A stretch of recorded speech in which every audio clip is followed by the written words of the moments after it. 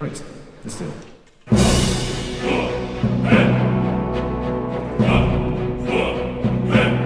I was really excited when we found out we were recording something for such an epic video game as Skyrim.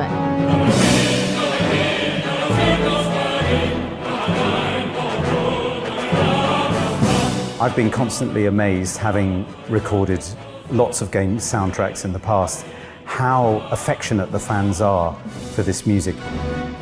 This music is epic on a huge scale, and it's quite thrilling actually to hear the London Symphony Orchestra playing it.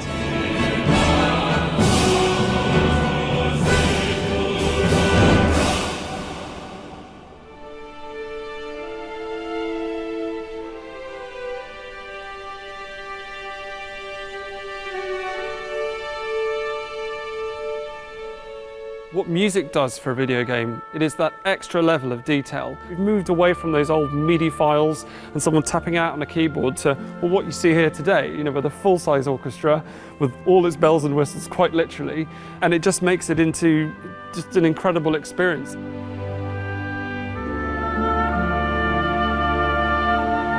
All this music's really familiar to me because I've got two sons who played this for years and years and years. They're in their 20s now. Actually, a lot of the time you turn up, you don't know the music at all, and then it becomes famous after you've recorded it. So it's quite nice to turn up to play something which is so familiar.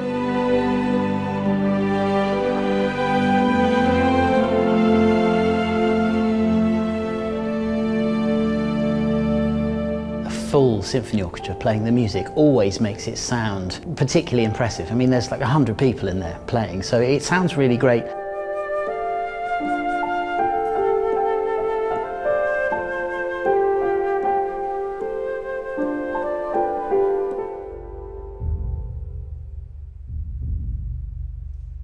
I think probably the most challenging piece would be Dragonborn.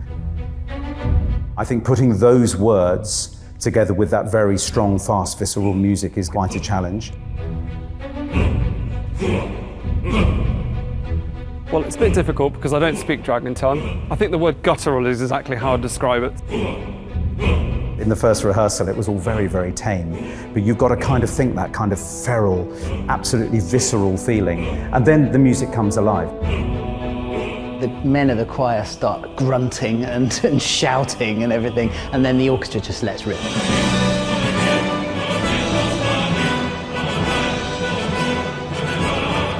I definitely prefer to play things from action scenes. I prefer something that's got punch and rhythm, so to have a lot of rhythmic motifs and to play really loudly and as a full orchestra. I absolutely love those kind of big battle-y bits, and swords and breathing fire, and then at the end it has something perhaps a little bit more restful. It just covers everything in about 2.5 minutes, and it's great fun. 2, 3, 4.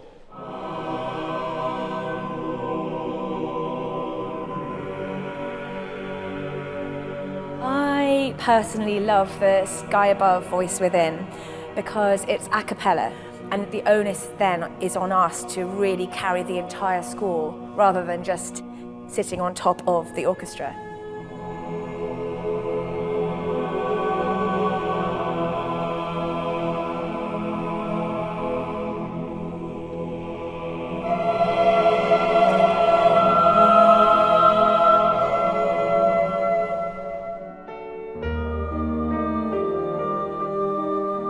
It's the kind of music that you walk out, we all walked out yesterday humming, and yet most of us haven't heard it before. I also think that actually the venue that we're using is so wonderful, it's so evocative. It's an extraordinary building here at Alexandra Palace, and it sits on the hill here in London. And in fact, this is my first time working here, so there's a kind of added thrill.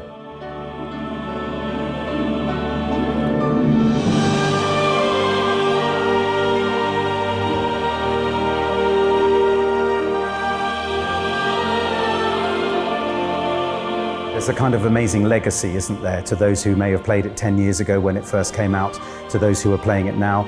And I can imagine that in 10 years' time, you're going to have a whole new legion of players who are all going to be used to hearing this music.